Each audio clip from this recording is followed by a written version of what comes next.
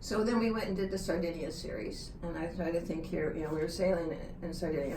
One of the things before I really started sailing with Dennis on the Condor is Dennis asked me to sail on the new Williwaw for the SORC the following year in 1980, and he placed me on the boat with Tom Blackcollar, and so we did the Onion Patch series and then the Bermuda race. And this was the first time, when you look at the difference in my era of navigating and the history of my time frame with it, the previous Bermuda race in 1978, I sailed with Gary Weissman, also a good member of the yacht club here, and I sailed with Gary Weissman on a boat called Iorana. It was a 2-tonner.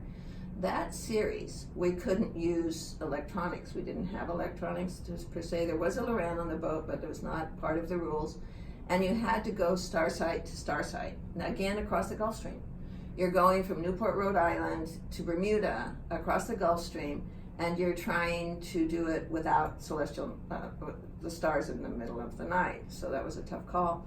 And it was like cloudy like this for 6 days. And so you couldn't even get a sight.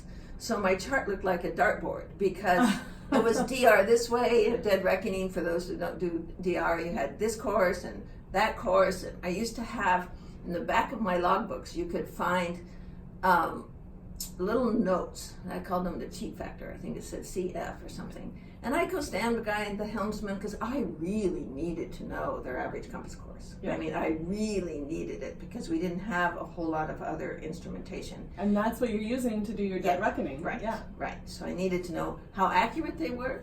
Because if I gave them a course of 105, and one of them, their egos, they want to do 105. But I'd go hang out and chit-chat and watch, and then I'd say, oh, what do you think your average the last half hour? Oh, 105, when it was really like 112.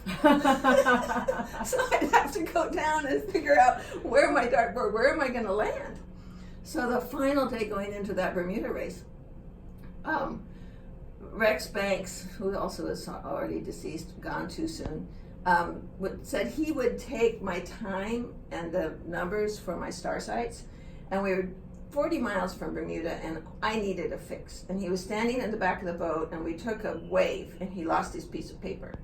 And by now the sun has come up, and all of it was gone. And I went, oh my goodness. And he would tell the story a lot, that it really made it very difficult for me for the approach to the Bermuda race on that particular one.